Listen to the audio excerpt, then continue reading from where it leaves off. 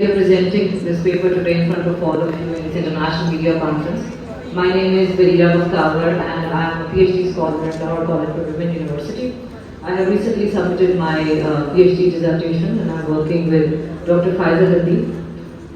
My research area in PhD basically revolves in the field of media management and economics, and I am working basically on the niching of media in the economic structure.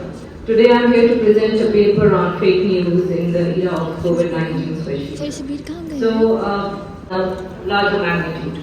And for the first time, I guess, in the history of media, we have come to realize how important it is to give accurate news and information, especially in the field of health, because it is directly connected to the lives of people. So in the era of COVID-19, we experienced a magnitude in the growth of fake news that was circulating on the media. The basic issue why we are receiving more fake news on social media as compared to mainstream media, the reason is that there is a shifting of role from media consumer to media producer. For example, in the mainstream media, we all were the media consumers. But now because of social media, the role has been shifted and we all are somehow producers on YouTube, on TikTok, on Facebook, anywhere. Anyone can produce any kind of news and they can spread it on social media. So this freedom of expression, it raises a huge question actually. Because freedom of expression is something on which all the journalists in the very beginning of time are struggling for. That there should be freedom of expression for every person. But is this freedom of expression leading to this uncontrolled growth of fake news is the big question that we need to obviously address. Why we need to conduct this study? Basically the basic rationale is that all around the world researches have been conducted regarding the spread of fake news regarding COVID-19, and it is very important to study this phenomenon in Pakistan as well because of the exponential growth of digital media in Pakistan. The basic study of the theoretical framework used in my research paper is uses and gratification, which is a very old theory and it's a cutting-edge theoretical approach basically. Uses and gratification has proved itself a very reliable theory not only for the mainstream media but for the digital media as well.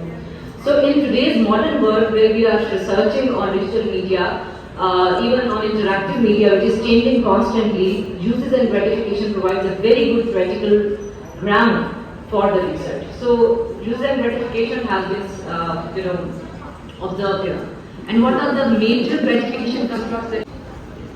Now, we all are quite familiar with pastime, information sharing, socialization, entertainment, and information seeking. The only new word here is basically altruism.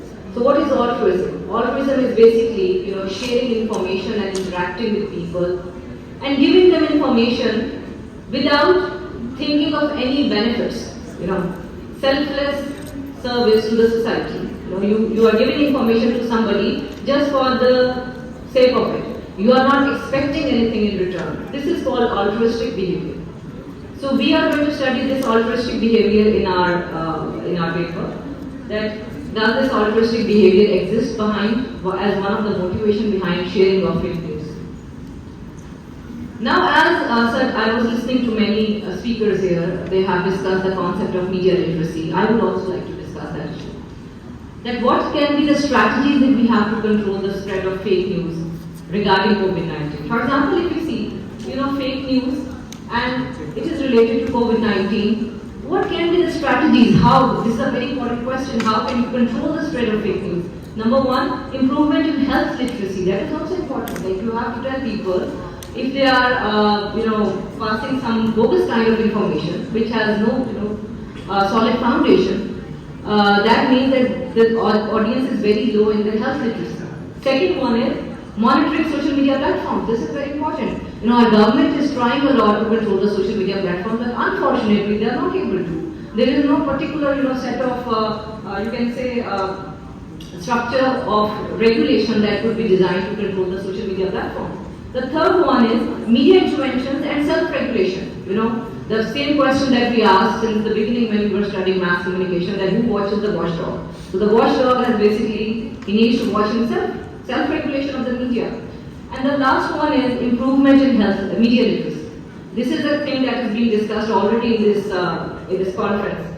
media literacy and how can we improve media literacy. There are that it's significantly positive relationship between fake news sharing on COVID-19 and altruism gratification, and similarly, as you can see, the others all hypotheses, they are also linked to the fake news sharing and information sharing, then with information seeking, then with socialization, then with entertainment, and lastly is with the pastime gratification. So I will, in relation to fake news, it stands at 0.37. So at 0.37, let me just give you a brief information about it, that between 0.50 and plus 1, it's a strong correlation. Between 0.30 and 0.49, it's a medium correlation, and 0.29 and onwards a weak correlation, 0.29 and less than that. So altruism stands at 0.37, 37% can say. Information sharing 0.51, information seeking 0.48, socialization 0.71. And that why we have received such contradictory results in Pakistan. This is a big question. As I have discussed, I would like to talk about media literacy. There are certain things that actually influence the media literacy according to research. One is diversification of media use, second is frequency of media use, and third is media education. All three have a positive correlation with media literacy. So we have to see that in Pakistan, we might be lagging behind in some of these fields, and in Pakistan we might be having a very low level of media literacy. This could be a reason for obtaining these results. Instagram, they are monitoring them, mostly on YouTube or Facebook, Twitter. They monitor what you are sharing with the hashtags of COVID-19, and most of the time they refuse to publish a post which is not valid, from a valid source. So internationally it is being done, nationally there should be a control in that. We need to improve the media literacy. The teachers of mass communication, the students of mass communication, they can play a crucial role in improving the media literacy of people, in Pakistan, because we are the ones who have idea about media.